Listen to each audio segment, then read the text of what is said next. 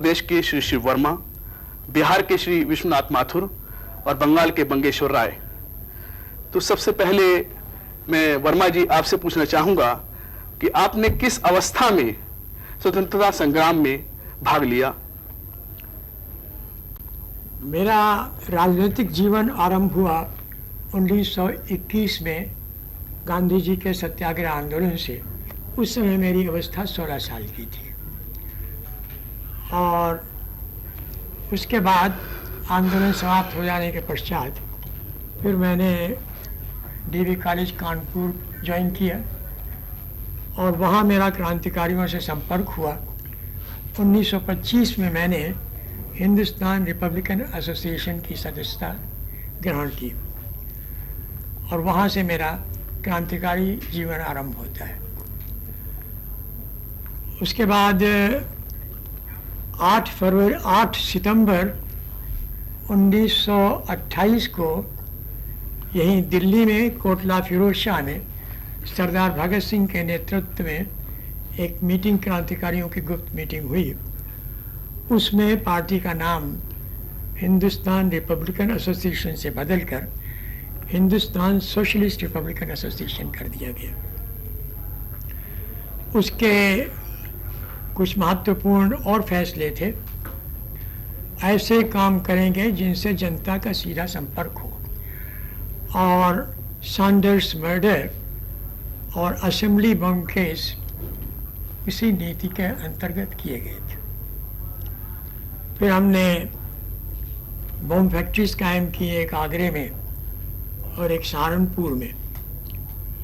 लंबी कहानी है। अंत में मैं सहारनपुर में 13 मई 1929 को गिरफ्तार हुआ उसी बम फैक्ट्री में।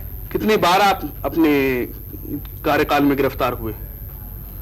वैसे तो मैं 4 मरतबे गिरफ्तार हुआ, लेकिन सबसे लंबी जेल की अवधि और पहली हुई लाहौर षड्यंत्र केस में।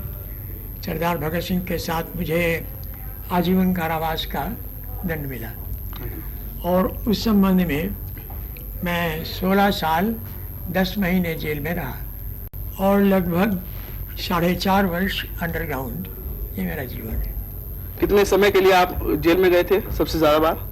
16 वर्ष। सबसे पहले वो लाइफ सेंटेंस हुआ था, तो वो तो कंटिन्यूस 16 साल 10 महीने जेल में रहना पड़ा था। काला पानी भी आप गए थे? हाँ, वहाँ यहाँ के जेल के अपने भारतवर्ष के अलग अलग जेलों में रखने के बाद आखिर में मुझे 1933 में काला पानी भेज दिया गया। उससे पहले जेलों में काफ़ी संघर्ष हुए। आपने जतीन्द्रनाथ दास का नाम सुना होगा। लाहौर में हंगर स्ट्राइक हुई 63 दिन की। उसमें उनके साथ हंगर स्ट्राइक में हिस्सा लेने का सौभाग्य मिला। फिर मद्रास जेल्स में राजामंद्री में 5 महीने 20 दिन की हंगर स्ट्राइक हुई। उसके बाद अंडमान में फिर भारतवर्ष वापस आने के लिए जो हंगर स्ट्राइक हुई उसमें भी मैंने हिस्सा लिया। तो जब आप जेल में थे उस समय में आपने किस तरह से सत्याग्रह किया, किस तरह से आंदोलन को आगे बढ़ाया?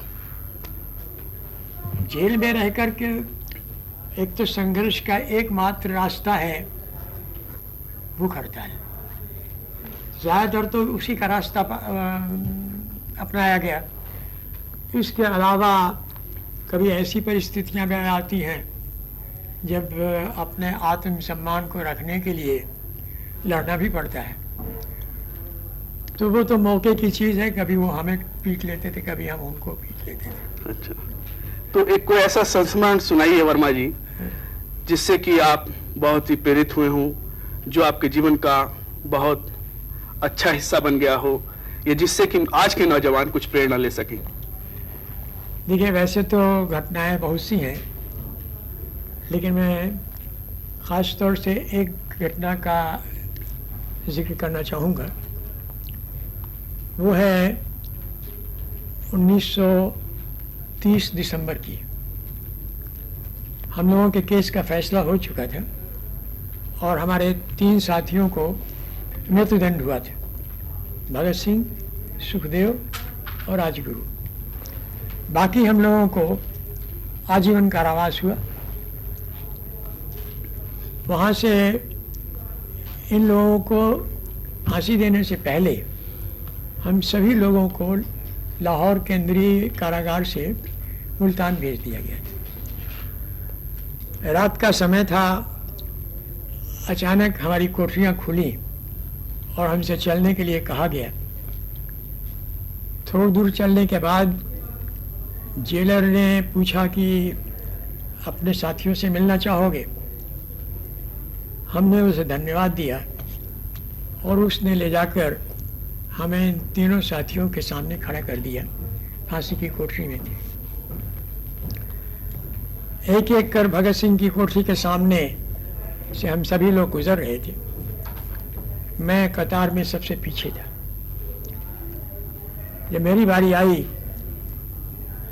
तो आप हम सभी लोगों की भावनाओं को समझ सकते हैं कि जिन साथियों के साथ इतना आगे बढ़कर काम किया था वो हमेशा के लिए हमसे अलग हो रहे थे। इस विचार से मेरी आंखों में कुछ आंसू आ गए।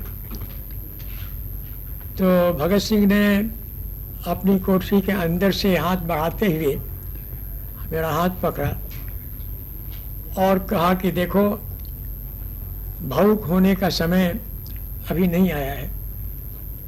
मैं तो कुछ ही दिनों में सारे झंझटों से छुटकारा पा जाऊंगा, लेकिन तुम लोगों को एक बहुत लंबा सफर पार करना पड़ेगा।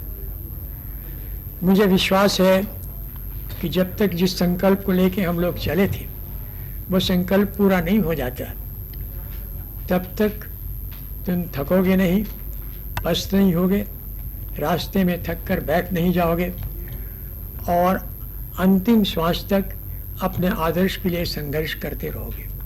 कि मेरे राजनीतिक जीवन के करीब 64 साल पूरे हो रहे। इस 64 साल में कभी थक कर बैठ जाने का जी न चाहा हो, ये कहना एक गलत होगा। लेकिन जब भी कभी इस तरह के दिल में भाव आए हैं तो भगत सिंह के वो शब्द दिशा निर्देशक के रूप में फिर सामने आ जाते हैं।